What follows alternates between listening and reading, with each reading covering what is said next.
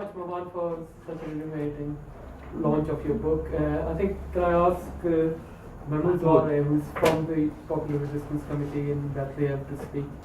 How much time I have? 15 minutes, 20 minutes? I'll tell you when 15 is up and then... Well, it's not easy to be as a student in front of my supervisor.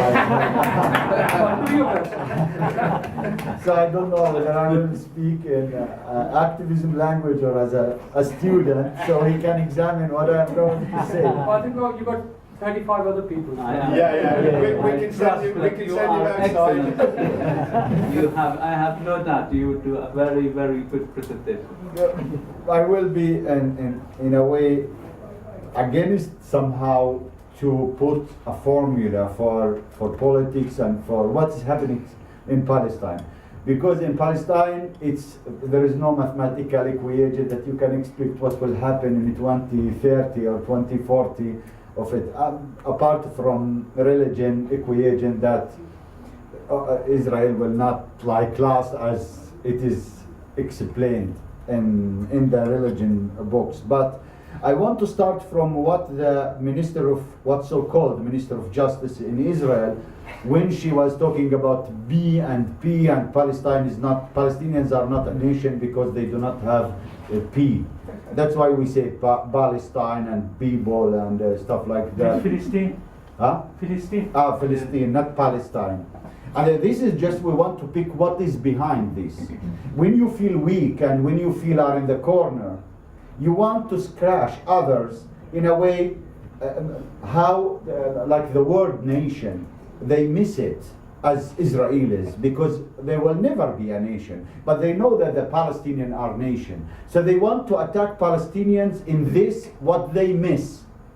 Even in the falafel, even in the hummus, even in all of these things. Because they miss these things, so they want to attack the people. And this is because they have nothing to say. And as a person coming here, and to tell you that coming here, I do not want to be patient. I want to liberate Palestine very quickly. But then I knew how much I need to be patient and in order to inform. But there are still people listening to this Minister of Justice that is talking about such things. If there is no other narrative parallel to this, people will believe it.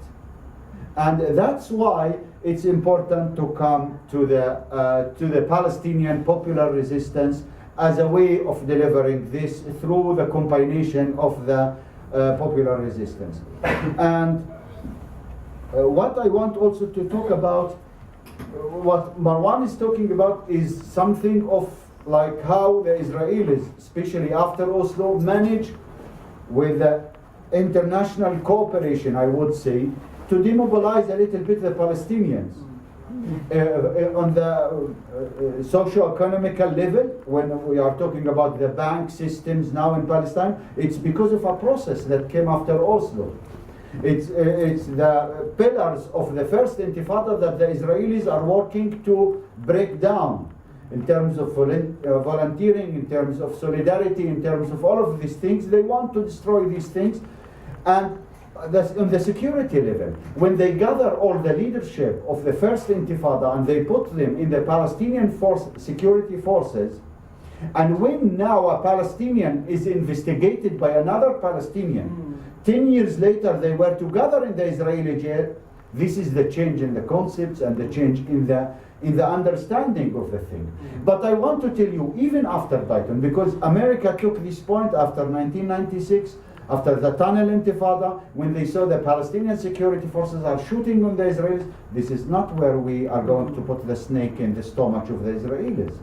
So they start to work on them. But even though it is not going to work with the Palestinian, and when we saw in the last 4 months what's happening, that some of the Palestinian security forces are involved in the resistance, whatever the type of resistance, whether it's armed or unarmed, when a policeman shot 3 Israeli soldiers on the VIP checkpoint, and he is one of the companies of one of the ministers, means all of these processes are not going to work on the Palestinians partially. And this is something to think about how even all this investment to demobilize the Palestinians, it's not working 100%.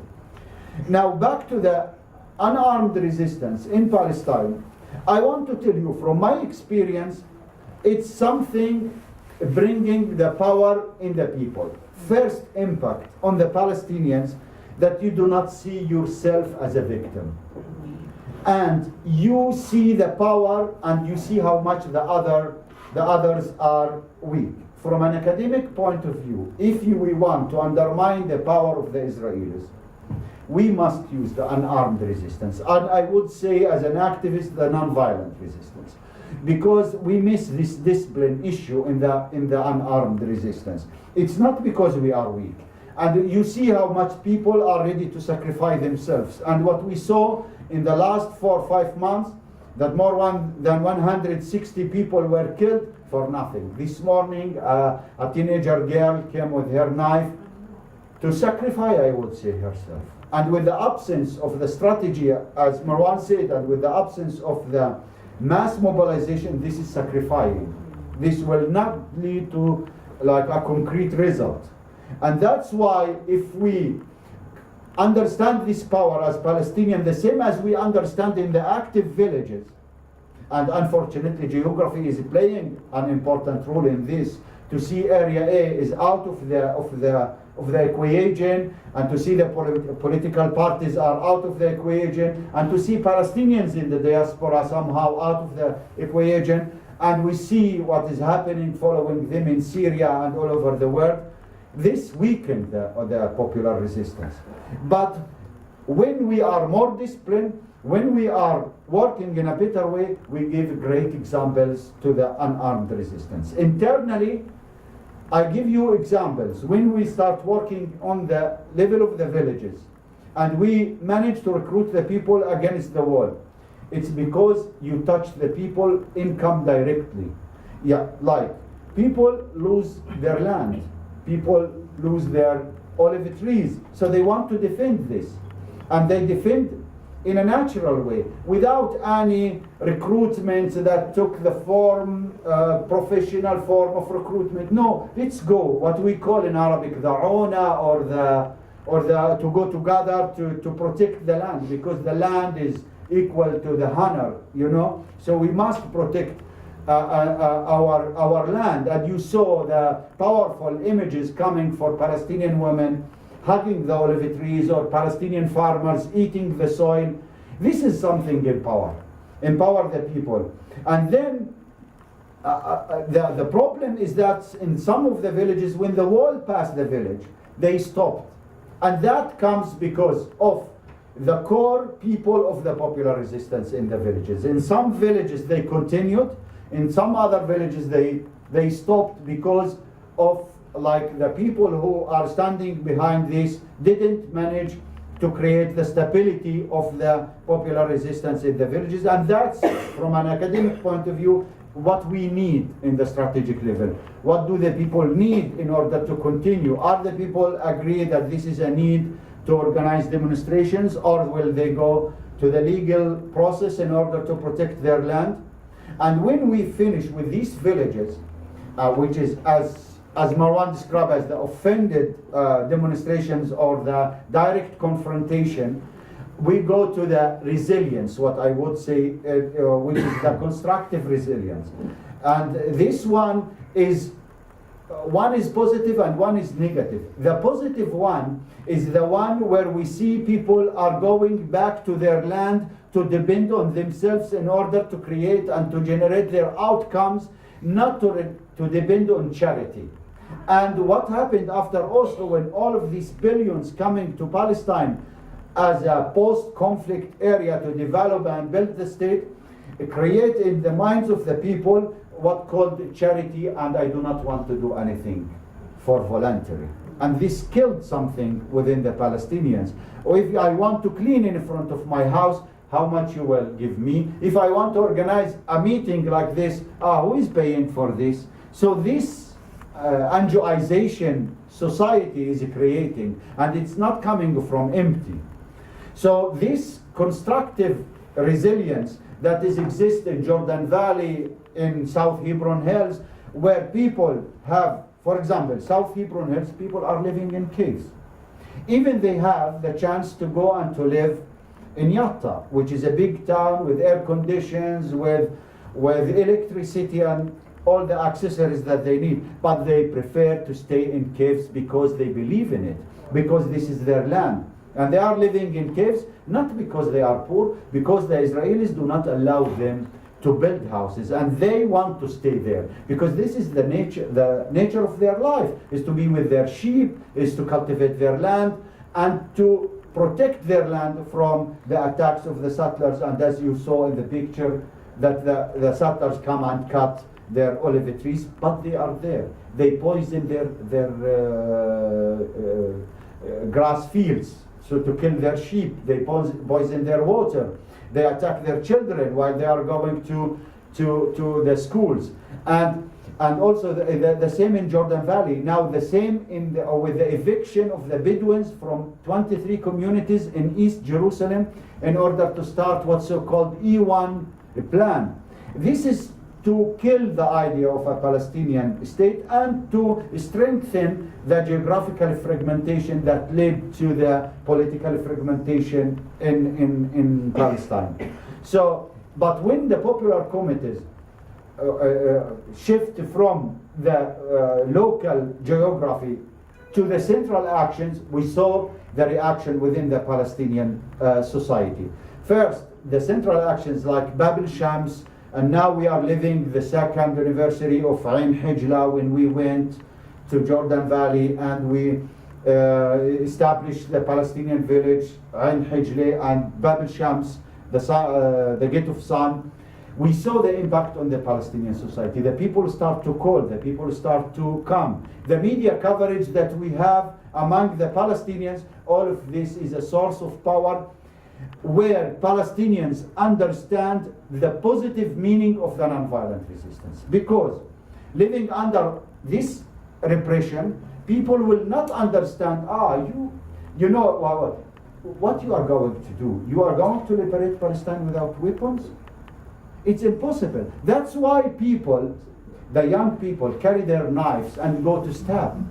Because they do not see the outcome on the short term. The people want to see the outcome on the short term, that I can kill.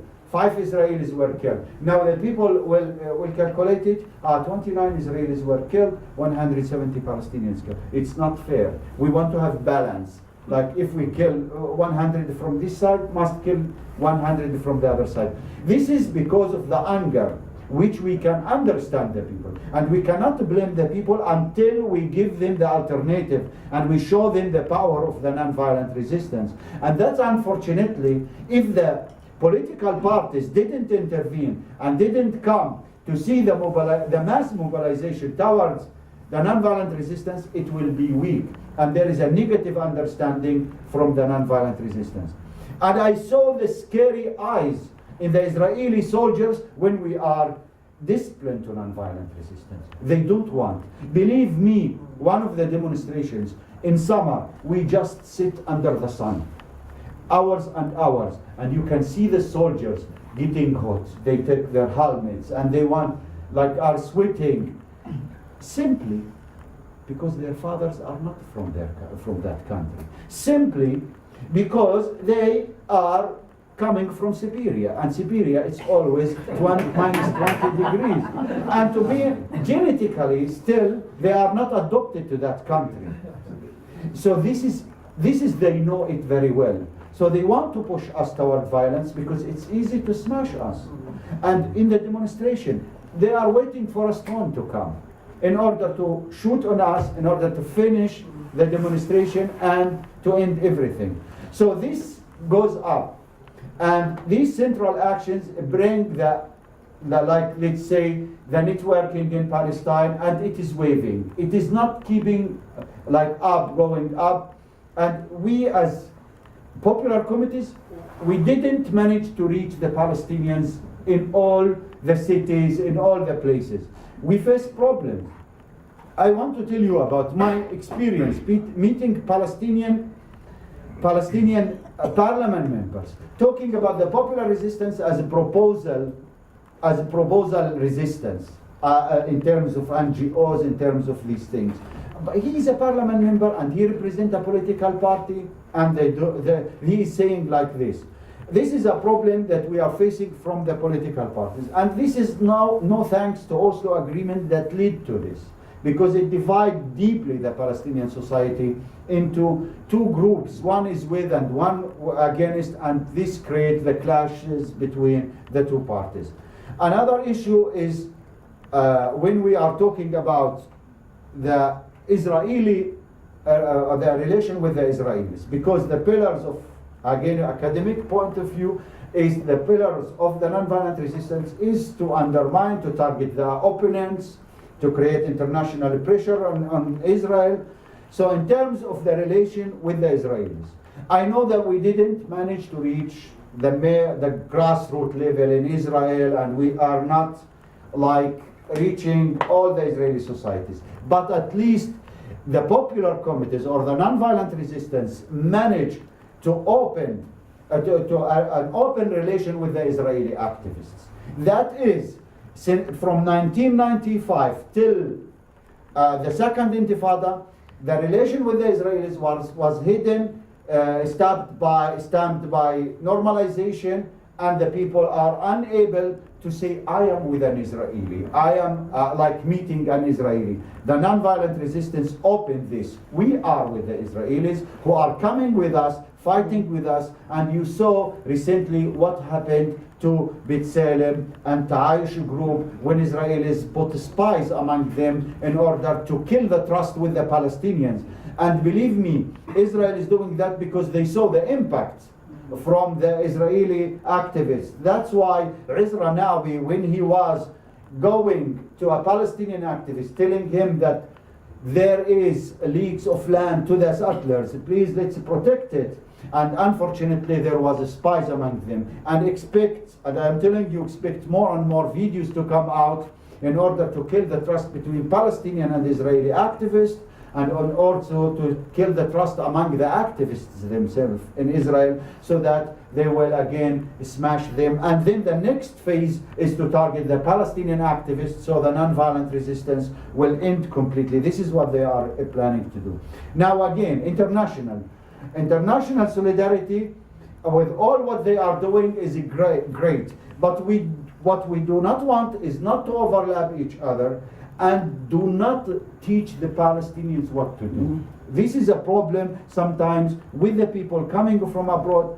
Okay, in theory, you know everything about the power of nonviolence, all of this stuff, but put yourself in the shoes of the other, how much they are suffering. So it's not coming by a night and a day. It will take time for people to understand how it is going.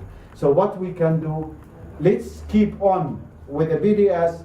From what I understand, we need to organize more and more meetings. We need to send more and more delegations to Palestine in order that people will go there to see what's going on the ground. Otherwise, what will be said in the media, what will coming from the what's so-called the Ministry of Justice in Israel, that Palestine is not a nation, will keep on going, and people will believe in it.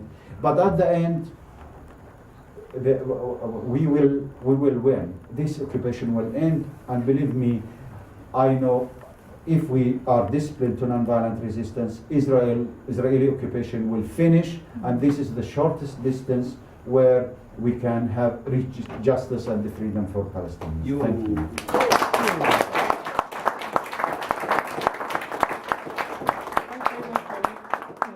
Instructed his pupil very well.